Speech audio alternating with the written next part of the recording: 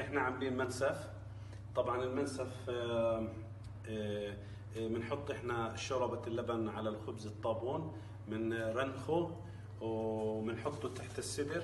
بعدين طبعا الرز اللي عندنا بكون مسلوق مع الكركم. وان شاء الله هاي احنا جهزنا الرز وجهزنا اللي تحتيه الفتيت، ورايحين نحط اللحمه ان شاء الله على المنسف. بسم الله الرحمن الرحيم. طبعا احنا هذا المنسف احنا طبعا حسب الزبون شو بطلب، انه بطلب صواني كبيره صواني صغيره حسب رغبه الزبون. هاي اللحمه احنا طبعا بنوزعها، بدناش نطول عليكم يا اخوان. رايحين نجهز كم صدر سريعا مع اللوز والبقدونس، وما بدنا نطول عليكم. هان هيك يا اخوان، طبعا هاي اللحمه هيك بنوزعها، بنحط اللوز عليها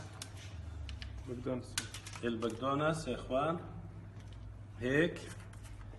ان شاء الله انه يكون ينال اعجابكم يا شباب. طبعا المنسف يا اخوان ما انتم عارفين احنا بنطبخه اللبن مع اللبن النعاج اللي هو الرايب النعاج والجميد البلدي،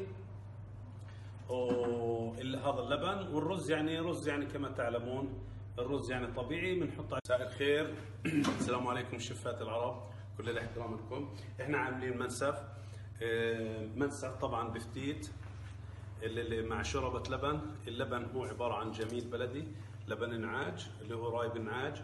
هذا بنطبخه لحاله، بنسلق اللحمة لحالها وبنحط الفتيت مع اللبن تحت، بعدين بنحط اللحمة، بعدين بنوزع عليه البقدونس واللوز وهيك. طبعا المنسف بكون جاهز. طبعا الرز يا اخوان كما تعلمون الرز بس بنحط له بنضيف له كركم فقط لا غير. وهيك المنسف ان شاء الله بكون جاهز، وهنا وعافيه على قلوبكم يا اخوان. السلام عليكم ورحمه الله وبركاته. السلام عليكم. تابعوا مطبخ أبو يوسف الحواري من فلسطين. كل التوفيق لأبو يوسف الحواري.